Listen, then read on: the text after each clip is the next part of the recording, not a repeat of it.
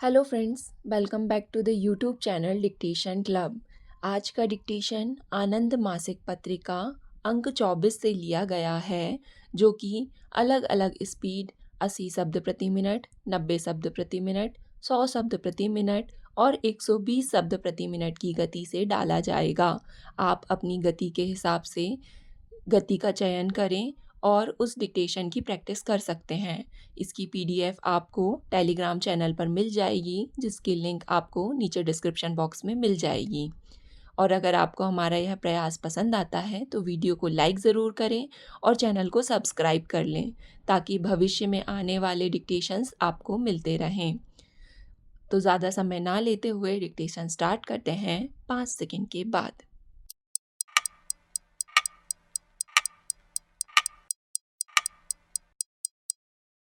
सभापति महोदय, रोजगार सृजन कार्यक्रम के अंतर्गत कश्मीर राज्य में बेरोजगारी की दर को कम करने के लिए सरकार ने कई उल्लेखनीय योजनाएं अपनाई हैं। मैं सरकार से अनुरोध करता हूं कि वह इस बारे में मूल्यांकन करे कि अब तक बेरोजगारी की समस्या का कितना समाधान हुआ है। रोजगार सृजन कार्यक्रम के अंतर्गत कार्यक्रम योजनाएं अपनाई गई, लेकिन ये योजनाएं सफल नहीं हुई हैं। मेरा सरकार से अनुरोध है कि वह उस राज्य में बिजली के संकट और पर्यटन की समस्याओं का समाधान करने के लिए और अधिक धनराशि का प्रावधान करे। पर्यटन कश्मीर की अर्थव्यवस्था का मुख्य आधार है। अर्थव्यवस्था के मुख्य आधार के विकास के लिए हम क्या कर रहे हैं? राज्य में पर्यटन के विकास के लिए बजट में क्या प्रावधान किया जा रहा है? इस मामले में हम ईमानदार नहीं हैं। हम देखते हैं कि वे साल बुनकर बहुत ही दयनीय स्थिति में हैं। हथकरघा और घरेलू उद्योगों की क्या स्थिति है? खेतों में काम कर रहे गरीब किसानों या जो वानिकी में काम कर रहे हैं, उनकी कितनी कठोर स्थिति है। मैं माननीय वित्त मंत्री से अनुरोध करता हूं कि वह शॉल बुनकरों, शॉल के व्यापारियों, सामाजिक वानिकी और कृषि क्षेत्र में कार्यरत व्यक्तियों के विकास के लिए पर्याप्त धनराशि का प्रावधान करें। मेरा सरकार से यह भी अनुरोध है कि वह पर्यटन के विकास की समस्याओं के समाधान पर पर्याप्त ध्यान दें। इन शब्दों के साथ मैं अपना भाषण समाप्त करता हूँ। मैं पुनः बजट का समर्थन करता हूँ। उपाध्यक्ष महोदय, पिछले कई अवसरों पर जब इस सभा के समक्ष कश्मीर का बजट प्रस्तुत किया गया था, मुझे कश्मीर के लगभग सभी बजटों की चर्चा में भाग लेने का अवसर मिला।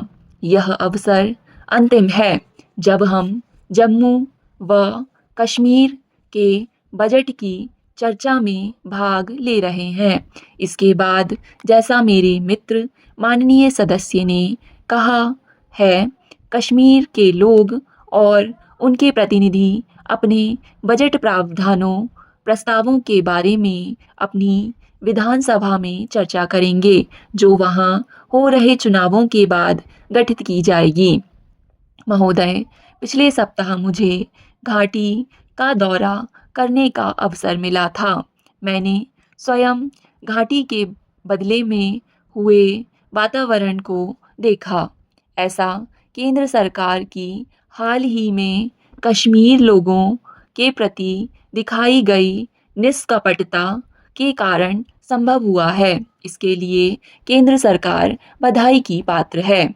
आदरणीय महोदय, हम में से अधिकांशतः ऐसे देशों से आए हैं जिनमें आपस में धर्म और कला, संस्कृति और व्यापार वाणिज्य के प्राचीन संबंध रहे हैं।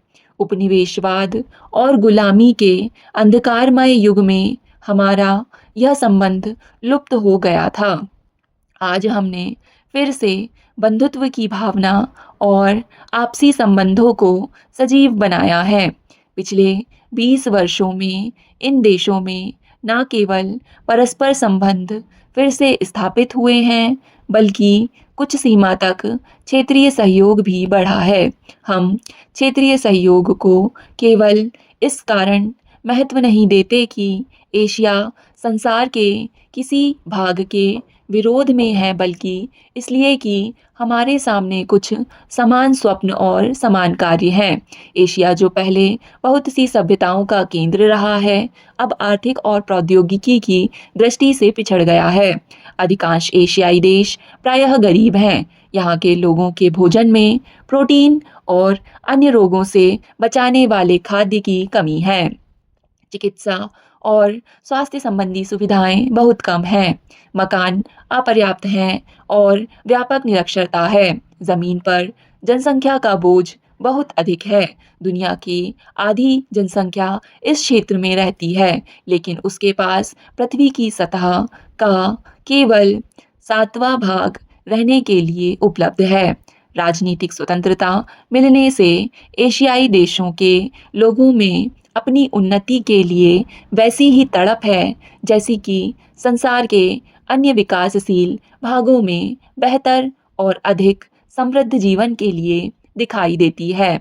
लोग संतुष्ट नहीं हैं, उनमें कुछ सीमा तक अधीरता भी है। रहन सहन सुधारने की दौड़ में जो समय हमने खोया है, उसको भी पूरा करना चाहते हैं। जब तक आधी मानवता गरीबी और अज्ञान में पड़ी है, स्थायी शांति कैसे हो सकती है? संयुक्त राष्ट्र संघ के घोषणा पत्र में सदस्य देशों द्वारा आर्थिक विकास को बढ़ावा देने के लिए अकेले और सामूहिक रूप से कार्रवाई करने की आवश्यकता को स्पष्ट रूप से स्वीकार किया गया है। विभिन्न अंतर्राष्ट्रीय संस्थाएं जैसे विश्व बैंक, अंतर्राष्ट्रीय विकास एसोसिएशन, संयुक्त राष्ट्र व्यापार और विकास सम्मेलन, खाद्य और कृषि संगठन संसार के लोगों के रहन सहन को बेहतर बनाने और विशेष रूप से कम विकसित क्षेत्रों के लोगों के जीवन को उन्नत करने के प्रयत्न में लगी हुई है।